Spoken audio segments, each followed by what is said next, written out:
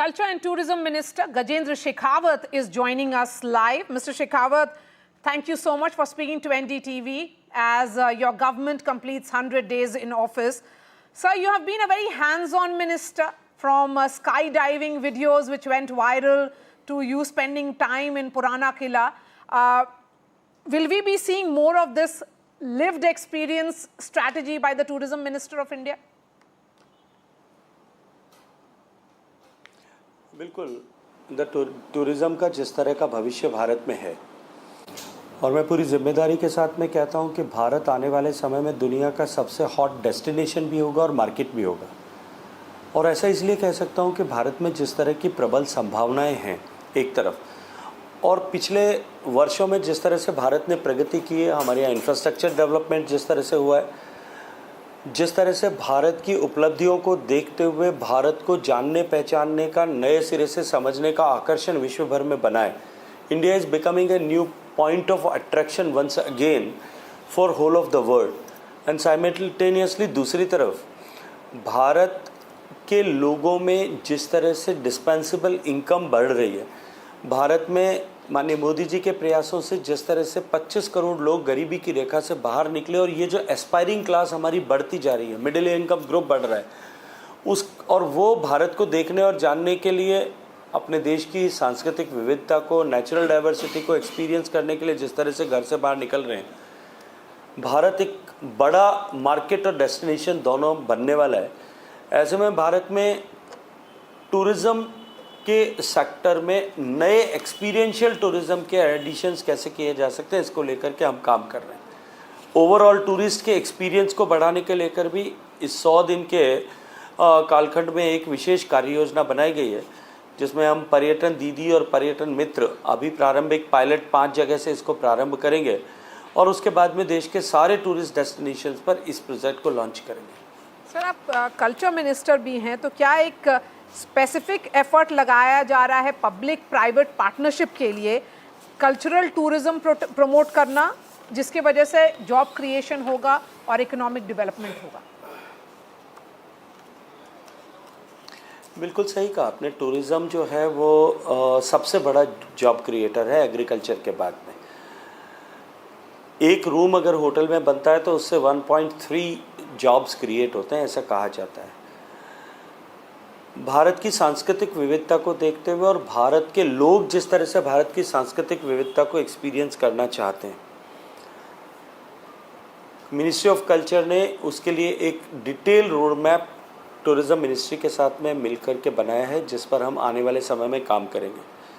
इस पिछले 100 दिन के कालखंड में भी हमने वर्ल्ड हेरिटेज कमेटी की मीटिंग इतिहास में पहली बार भारत में आयोजित और सफलतापूर्वक आयोजन कराने का काम किया, जिसमें दुनिया भर के 165 देशों के लगभग 2500 से ज़्यादा डेलीगेट्स भारत में आए, और हर आने वाले व्यक्ति ने जिस तरह से भारत को देखा, हमने उनके लिए टूर्स ऑर्गेनाइज़ किया, हमने उनके लिए एग्जीबिशंस ऑर्गेनाइज़ किए, और जिस तरह से भारत को देखा और उन्होंने कहा कि भारत की सांस्कृतिक विविधता और वैभव दोनों को देख करके हम मुग्ध हैं एकदम से। We are mesmerized to see, we are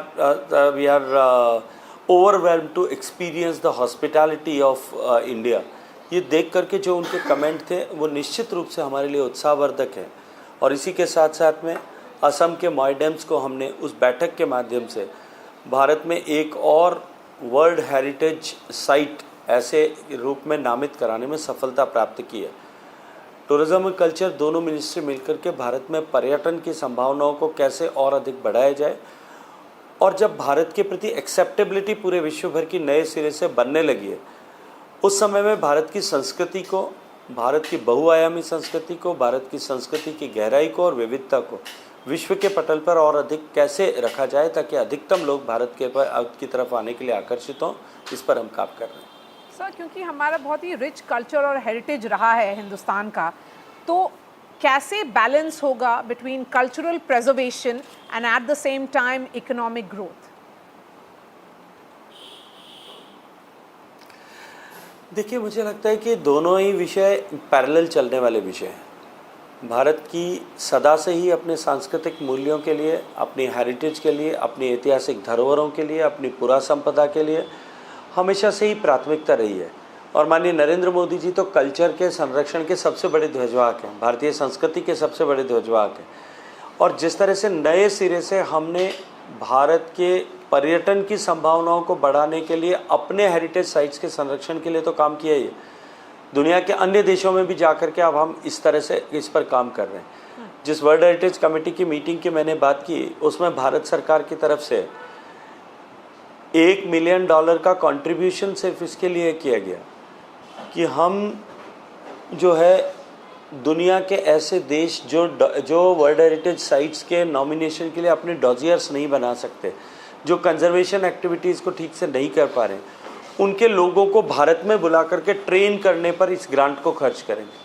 तो भारत की ये जो प्रभुत्व इस विधा में है कि विकास भी और विरासत भी, ये जो प्रधानमंत्री जी का नारा है, इसको हम वैश्विक पटल पर ले जाने के लिए भी अब काम कर रहे हैं। मेरा आखिरी सवाल सर आपसे ये होगा कि किन कंट्रीज़ के साथ कोलैबोरेशन का एफर्ट कर रही है गवर्नमेंट ऑफ इंडिया इस सेक्टर में? देखिए, भारत के दुनिया के बहुत सारे देशों के साथ में हमारे कल्चरल एग्रीमेंट है, जहां हम एक दूसरे देश की संस्कृति के आदान प्रदान के लिए उनके साथ में निरंतर सतत रूप से काम करते हैं।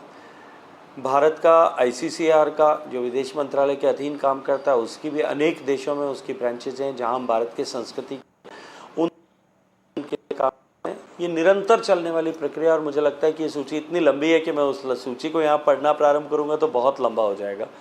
लेकिन एक विशेष बात, अभी वर्ल्ड हेरिटेज कमेटी की मीटिंग के समय हमने अमेरिका के साथ में we have entered into a new arrangement. That arrangement is कि माननीय मोदी जी के नेतृत्व में जिस तरह से हमारी चोरी से गई भी या अन्य तरीके से गई भी पुरातत्व महत्व की संपदाएं जो दुनिया के दूसरे देशों के पास में है, प्राइवेट लोगों के पास में या सरकारी म्यूजियम्स में रखी गई, उसको लाने में विशेष गति मिली है। जहां आज़ादी के बाद से लेकर के 2000 तक मात्र 13 आर्टिफैक्ट ही, ऐसी एंटिक्विटीज़ ही भारत वापस लौट पाई थी। मोदी जी की सरकार बनने के बाद में ये आंकड़ा 350 को पार कर चुका है।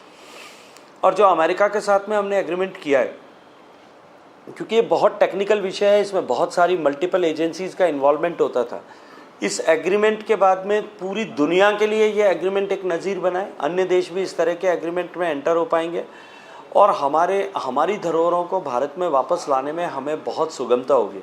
मुझे पूरा भरोसा है कि ये जो आंकड़ा अभी 360-65 के बीच में, ये आंकड़ा आने वाले कुछ दिनों में जो है वो इससे दुगना होगा और आने वाले 3-4 साल में ये 1000 को पार कर जाएगा। All right, Gajendra Shekhawat there, Culture and Tourism Minister, speaking to NDTV. Thank you so much for your time here, sir. Thank you very much.